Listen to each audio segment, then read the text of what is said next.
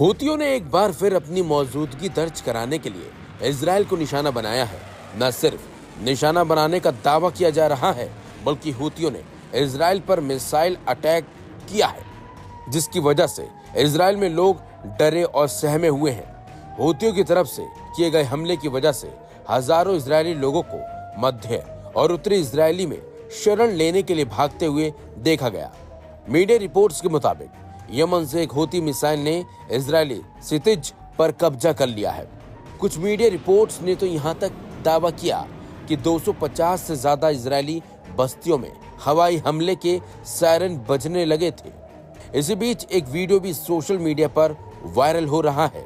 इस वीडियो में कथित तौर पर यमन की मिसाइल दिखाई गई है, जिसने हाल ही में दहशत फैला दी है। वहीं आईडीएफ ने पुष्टि की है कि मिसाइल यमन में ईरान समर्थित हूती द्वारा लॉन्च की गई थी। हालांकि बाद में इजरायली सेना ने कहा कि मिसाइल को हवाई सुरक्षा द्वारा रोक दिया गया था। शुरुआती रिपोर्ट्स में तो यमन की तरफ से दागी गई मिसाइल को लेकर बताया जा रहा है कि इजराइल में इससे किसी तरह का कोई नुकसान नहीं हुआ है, जबकि तेल अवीव के बाहरी इलाकों में विस्फोटों की आवाज सुनी गई है। बताया तो ये भी जाता है कि बेन गुरियन अंतर्राष्ट्रीय हवाई अड्डे की ओर जाने वाली कुछ उड़ानों को लैंडिंग में देरी करने के लिए कहा गया। बता दें आपको, यमन से इजराइल पर यह नया हमला यूएस के हूती के खिलाफ चल रहे युद्ध के बीच हुआ है। यमन में कई हवाई हमलों के बावजूद हूतियों ने यूएस संपत्तियों पर हमला जारी रखा है, जबकि इससे पहले हूतियों ने यूएस विमान वाहक यूएसएस कार्ल विल्सन को निशाना बनाने का दावा किया था। हूतियों ने बड़ा दावा करते हुए कहा है कि अमेरिकी हवाई हमलों के जवाब में यह हमला किया गया था और ये हमले याफा और असकलान में इजरायली सैन्य स्थलों पर हूती हमलों के साथ भी हुए हैं।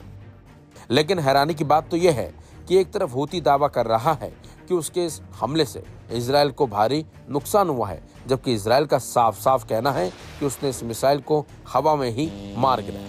लेकिन जिस तरह से वीडियो सामने आए हैं और लोग भागते नजर आए हैं, उससे तो ऐसा ही लग रहा है कि हूतियों के हमले से इजराइल में खौफ का माहौल जरूर है। आपको बता दें, दूसरी तरफ इजराइल में सदी की सबसे भीषण आग लगी है।